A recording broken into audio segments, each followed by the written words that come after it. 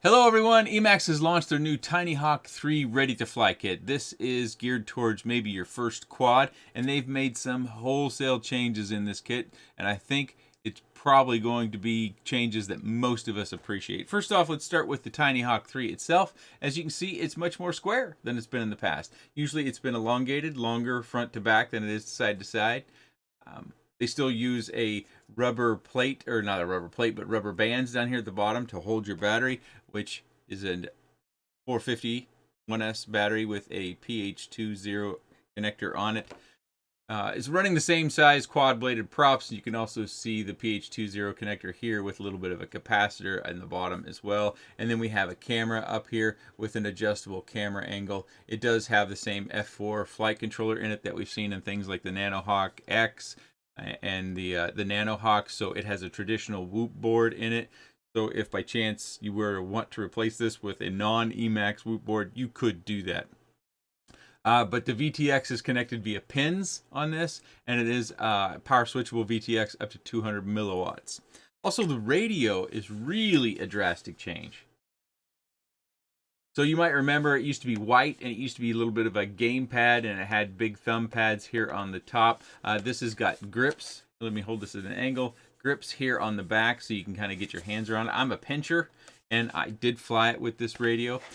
Gimbals are much more smooth. You can be much more precise with it than their previous iteration. The switches on the front, there are 3 position switches here on the front and 2 position switches up on the top. Also, there's a void up here.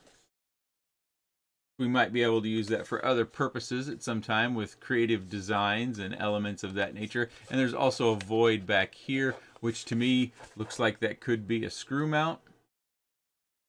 And then also on the back is our battery, which is an 18650. It does come with that 18650, and we can charge that 18650 with our USB port right there on the bottom. And we do have a lanyard, so if you have a lanyard where it goes around your neck, this can hang from your neck. Many people fly that way. I don't, because I sit to fly. I can fly when I stand, but I don't feel as though I'm as focused, and I don't fly as good, and I don't have as much fun. So I sit. I'm nice and comfortable. Also, the goggles. The goggles are quite a change here, and as you can see, they telescope out, so they go from this position in here all the way out. This is fully extended. You can see we've got 3 notches here on the side. This is where it kind of the amounts that it extends out. Now, obviously, I wear glasses. I have a fairly mild prescription, but unfortunately, without my glasses in the goggles, I can't quite focus these even at the furthest distance. I do use these in the angle flight video that you will see coming up, but if you can't use these and you're wondering how am I going to use these goggles if I can't focus inside, well, the screen detaches. It just has a couple of magnets, and it just holds in there. Doesn't fall out. Please don't fall out. Okay, no, it didn't fall out.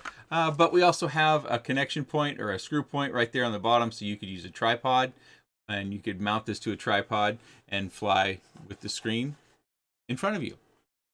There aren't a lot of settings or anything to note about this. It does have a DVR, but the DVR records in 3-minute segments.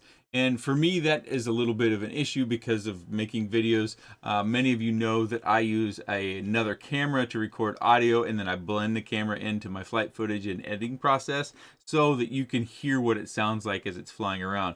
But because this 3-minute segment that it records at, and it misses a few frames, my audio gets out of sync later on in the flight. So even if you're looking for it when it says down at the bottom right-hand corner of my flight, 3 minutes, it actually started before that. The recording started before the flight did. So when the audio gets out of sync, that's how you know, and you might actually see it in the flight, how it just suddenly jumps forward a little bit. That's missing some frames. Shouldn't really be an issue as far as a starter kit goes. The DVR function is more probably there to help recover a quad that maybe went down in some brush.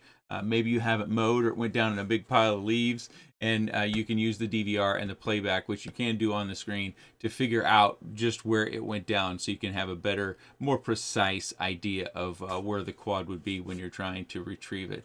You can also improve the reception by getting some different antennas, some circular polarized antennas.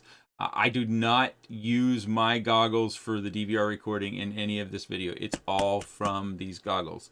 So whatever you see on screen, it comes from this kit, except for the audio, which I record on another camera.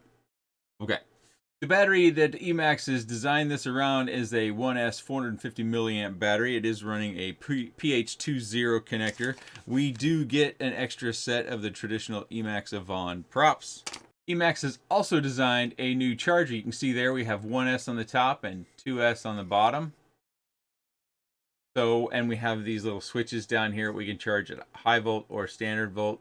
Plugs into USB. Not going to charge very fast. The fastest charging you'll probably get out of this is if you plug this into a wall wart, a cell phone charging brick that you plug into the wall. That'll get you the fastest charge, because if you plug this into a computer's USB, I think you get just 5 volts or right around 5 volts. That won't charge very fast, but a charger is included. We also get a USB cable, so if by chance you needed to connect it to Betaflight in your computer, you could use that. We get some extra rubber bands for our battery mounting, a couple extra screws, and a tiny little screwdriver. It comes with mounting for the screen, so you could mount this to a tripod. And here's another part of the included mounting for other purposes. Maybe you could still use this on a tripod. Maybe you've already got a camera mount on your tripod and you want to use this. It's got a different sized hole here. That should be of note. And it all fits neatly in this case. And it's blue. Okay, a little bit of a false start here with my flight in angle mode.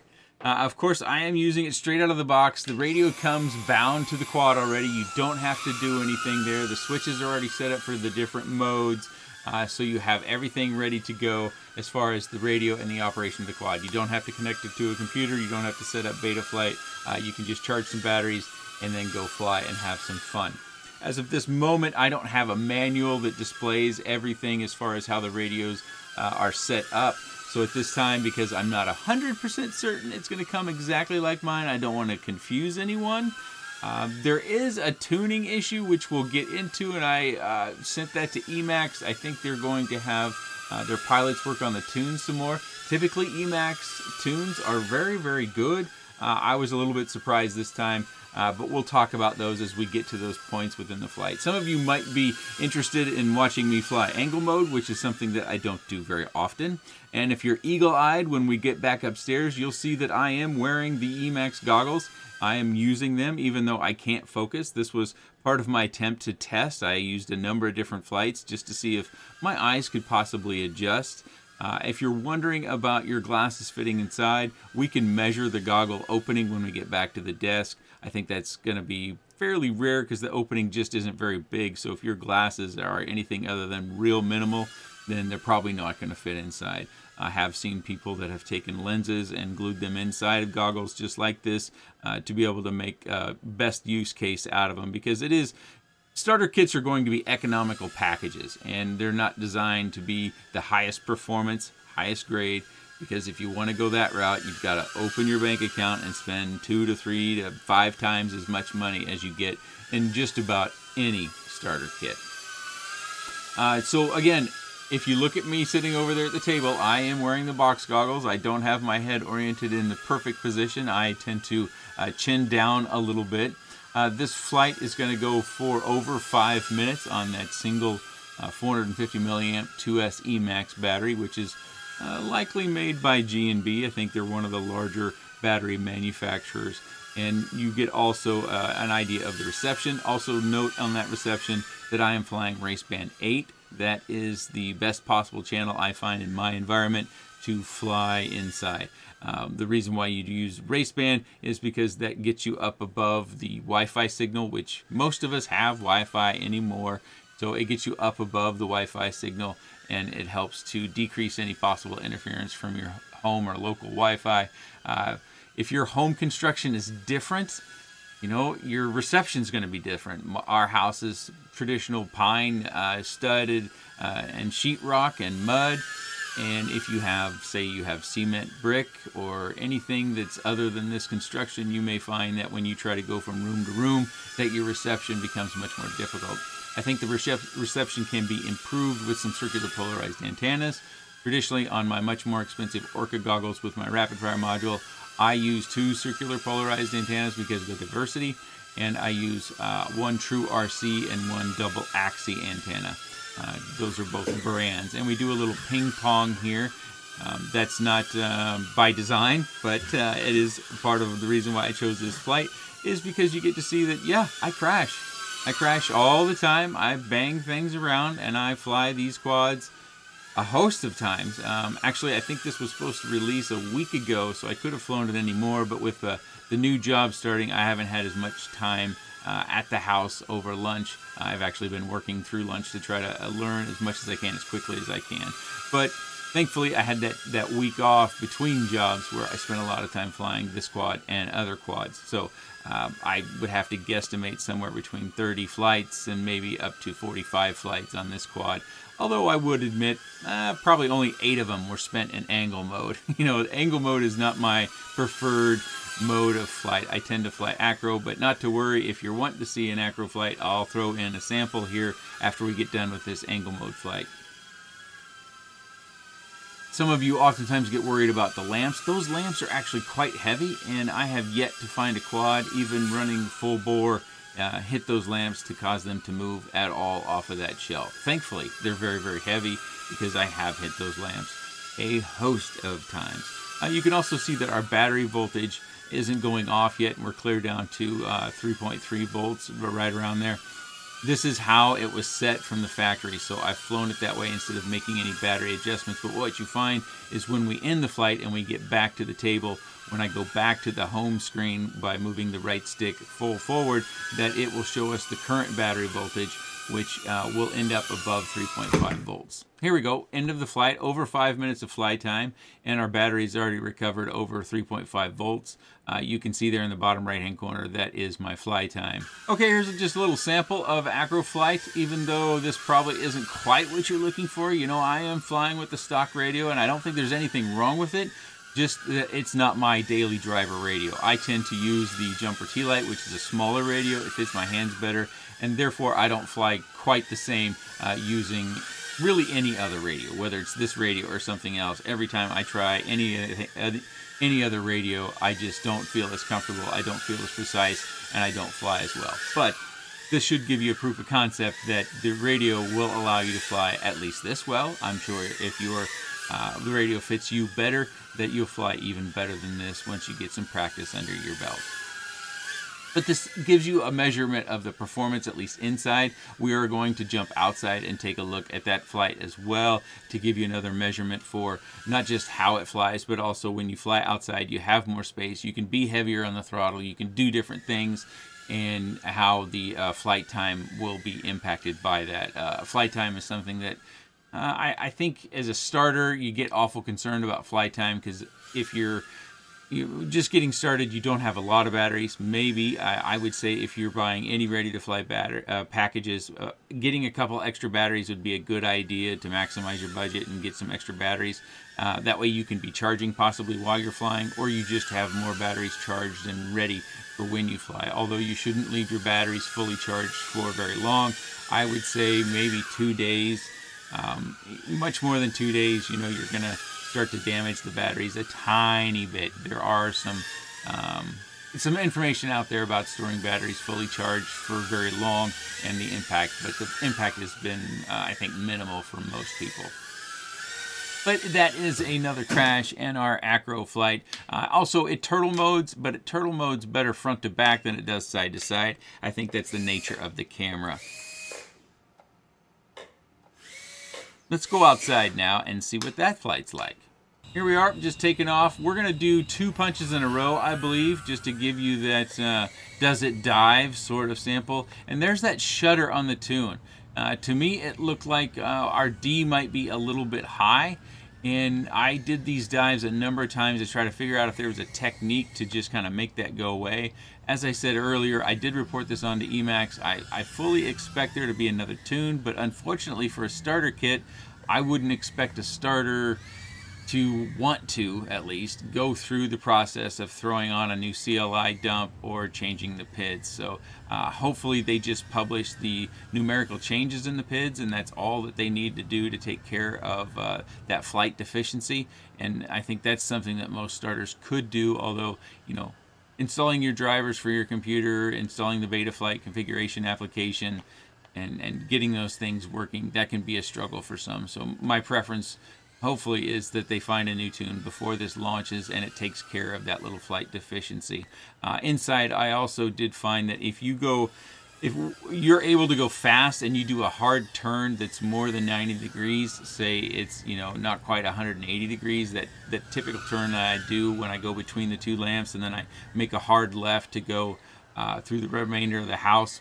Sorry, my voice is a bit scratchy this evening. I did too much talking at work. That it will drop an arm.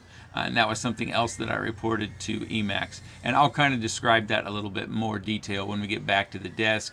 And I'll show in a picture-in-picture a flight sample of that arm dropping. It's a flight deficiency, and I'm really surprised because Emax usually gets these things pretty spot on, in my opinion, as far as the tune goes and the flight performance for the Tiny Hawks. And really the other products that Emax delivers, they have their pro pilots basically doing the PID tune. So I'm a little bit surprised this one isn't better, but maybe it's just part of the redesign effort and they didn't quite have as long to work on the tune. Possibly. I don't really know. I don't have that sort of intimacy with these companies. If I remember correctly, this flight should go on for just a touch over 4 minutes. So again, that gives you a measurement for how the flight time will be impacted when you're outside. You have more space, you can fly more aggressively, you can do those big punches or big dives or even smaller dives. They all have an impact on your flight time because it uses more energy from the battery in order to be able to fly more aggressively. And you may have caught it right there when I was with the trees. That was the DVR, and it's cycling and starting a new 3-minute segment. I think it's a minor issue. It's a bigger deal for me because I'm making this video than it would be for most. But for those of you that are getting started, is that something that you would be heartbroken about? Is that something you're really looking forward to? Maybe you are. Maybe as a starter, you're wanting to post your flights to YouTube or have a video repository of your flights to kind of play back your progression. There's a host of other reasons why you might want a DVR. I've always been an advocate for DVR, especially with micros, because even in my lawn, I have had a hard time from time to time remembering where I crashed, because sometimes you can crash and bounce and you don't end up where you think you are. You can end up 10, 15, 20 feet away, or maybe the complete other end of the yard. I've had that happen too.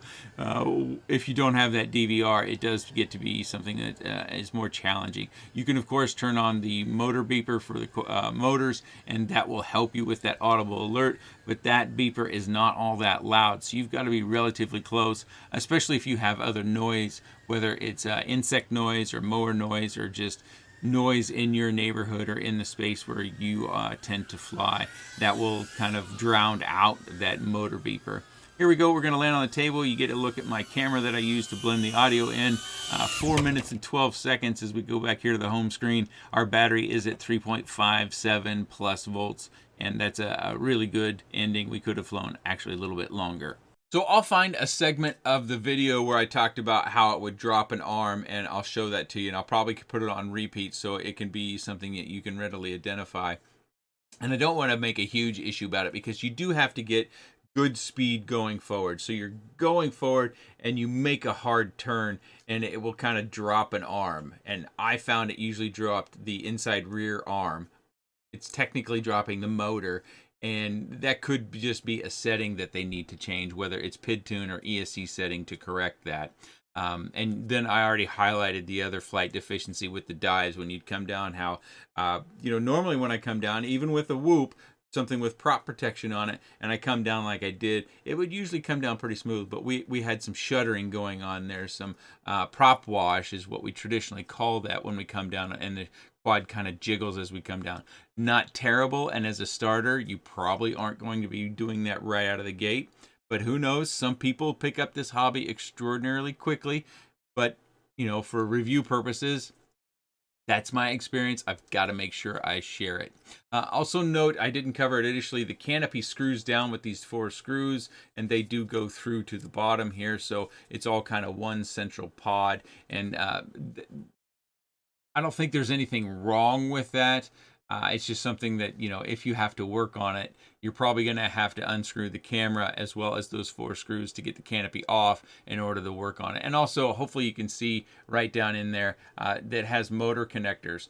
So if you were to kill a motor for some reason, maybe it got hung up in a tree and the motor wires got jerked loose or something like that, you don't have to resolder the motor wires to the board. They come with a connector, so you just have to thread them through there and connect them into the board, because it does have those connectors, which we do see on a lot of micros like this. This is running FrSky, and unfortunately when you have an onboard or what we call SPI receiver with FrSky, to get the best possible range, you're going to need to do D8 mode. If you do D16, it will work, but you probably won't have as good a range as you would with D8. Now, the reason why my face looks like that is that I know a lot of people with newer radios do not have D8 mode. That's something FrSky did away with, and it's really caused a lot of heartache and heartburn in this hobby, is that FrSky has been playing games with the firmware and has made a lot of their newer radios nearly incompatible with things like this. And even if you do D16, you probably won't even get the range that I got, just flying around my yard, unfortunately. But it comes with this radio. So I include that just if you're looking at this to buy it separately when it becomes possibly available separately later on. It comes with the radio already bound, as already stated, so you will get at least the range that I had. I actually went over to my neighbor's yard in another flight and kind of flew down around behind their fencing. But you're not going to, well, depending on your environment, your range won't be a long range quad. This won't be, it should get you 100 meters out, as long as you don't have big obstacles between you and the quad, and say a cement house or you have a cement structure of some sort, or you don't get a bunch of greenery between you, a thick brush, a mountain, those sorts of things. So you want to keep this relatively close in for most of your flight. So I'm going to take my glasses off here so I can show you kind of the sizing of this, and then I'll get my calipers out and we'll actually measure the distance in here. But my glasses are relatively sizable. I have, it might not look that way, but I have a ginormous head. A fitted hat is usually 8 5/8 to 8 3/4 for my bucket head. So maybe my face is huge too. I don't really know. But anyways, so as you can see here, my glasses aren't really going to fit in there by any stretch. Let me get the calipers out and I'll try to give you a measurement in the plastic section that's hard, that we won't be able to get past. So as you can see there, I'm getting 117 millimeters, almost 17.5 millimeters. That's inside this little plastic part right in here. So we wouldn't be able to shove our glasses in past that. So that's kind of a full stop as far as the size of the glasses. You could, of course, manipulate the phone to get your glasses in around there. But that's the maximum distance that the glasses can be. And I'll measure mine here just for a secondary measurement or point of reference.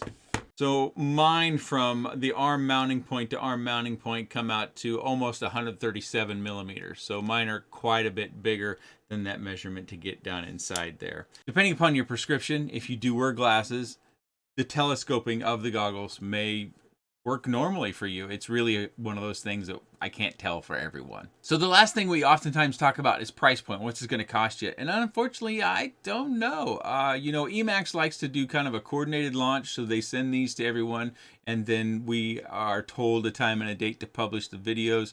And so at the time of this recording, I don't have a price for you. I would have to speculate with the prices of everything that we've got going on with shipping and some of the struggles. I wouldn't be surprised if this is somewhere around $250, including the goggles as well, but it might be even more than that. And I'll put a link down in the video description to any site that might have these on launch day, and I'll add them after launch day if some other vendors come online. Let me know if you found it somewhere and you want me to include it down in the video description so others can find it.